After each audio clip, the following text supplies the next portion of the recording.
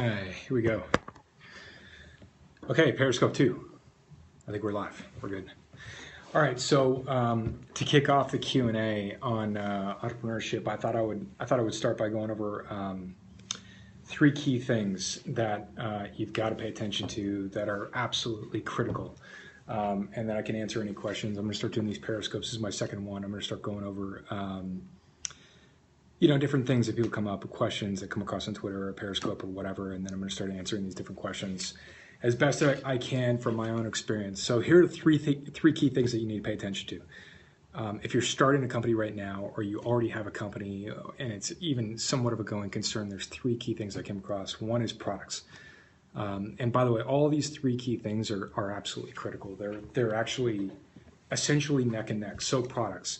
We have something called a product box here, and we obsess over the products that we deliver. And by the way, we call services products as well. So where did you get your degree? Okay, I'm going to come back to that. Degree, honestly, is practically useless. I know it's probably going to offend people.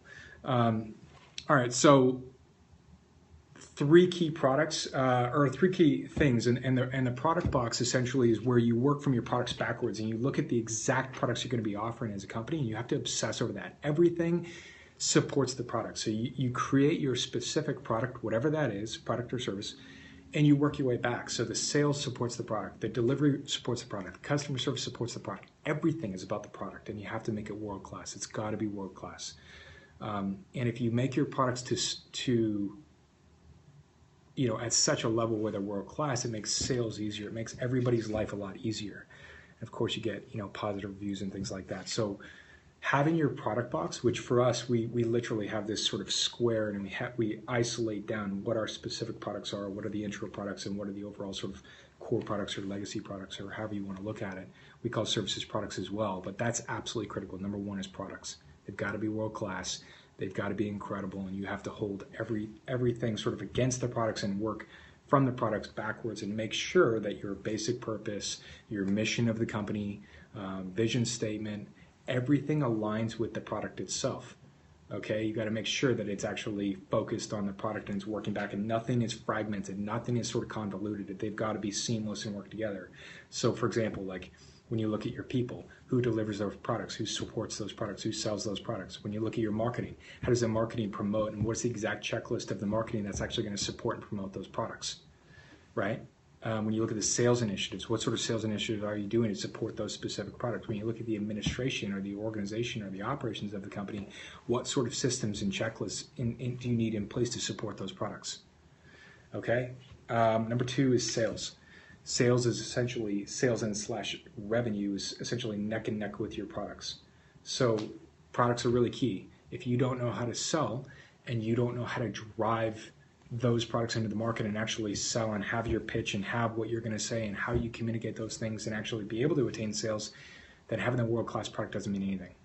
Okay, you actually have to have a very strong sales initiative that's promoting, that's selling, that's whether it's calling or online play or whatever, but that's harvesting new prospects and driving those new prospects in to sell them on that product. And you've got to be very good at that component of the game. The earlier the stage you are, the closer you are to startup, the better you need to be. Okay, there's no way around it. You need to be able to sell those products and drives revenue, because revenue, if you don't have venture capital and you don't have angel funding or whatever, sales revenue is your venture capital.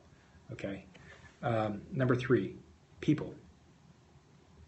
And again, this is neck and neck. People are critical. You need to have an A caliber team. And I know that's kind of cliche and a lot of people say that, but it's the absolute truth. You can't have a team of 10 or 50 or 100 people and have a couple that are stragglers or whatever. You got to look at it as a sports team. You got to look at it if you're playing hockey or you're playing baseball. I grew up in Canada playing hockey and at a very competitive level, and you've got to have the very best people. If you have people that are sort of weak links, they're just not going to get the job done, and they're going to pull the rest of the team down. And so it's a bit harsh to say that, because some people you really like and some people you get along well with, but if they're not performing at the same level and they're not the same sort of competency level, then ultimately it's not going to work. So you need to obsess over the people that you allow in, and the best time to fire somebody is before you ever hire them. You don't want to get in a situation where you bring people in because you didn't make the best judgment call and now you have to fire them. It's unfortunate for everybody. So focus on being really strict about the people you bring on board. Really assess, is this the best person for the stage that I'm currently in? Is this person going to take us and be able, and do they understand the culture? Do they understand what we do? Do they like our company? Do they like our product? Are they obsessed over it? Are they going to be sort of an evangelist for what we do? And these are all really critical things, because you don't want people coming to you just because you pay, or something that's not going to lead towards the end game. You want people who are loyal and going to be on there for the long run, but also have the talent, the skill set to actually get it done. So products, sales, revenue, and people are three critical things to obsess over when you're either just starting up, when you're getting going, when you're at the $3 million mark, $4 million mark, $5 million mark, so on and so forth. These things are going to be true all the way through. So anyway, I'll go over a lot of different questions on Periscope. I hope that helps. I'm going to be going over different tidbits and different points, and then people can ask me questions, really anything, and I'll just candidly grab a question and then answer the question as it comes at me, and try and pull from my own experience with our company here. Okay, hope that helps. Looking forward to it, and yeah, if you're watching, thanks.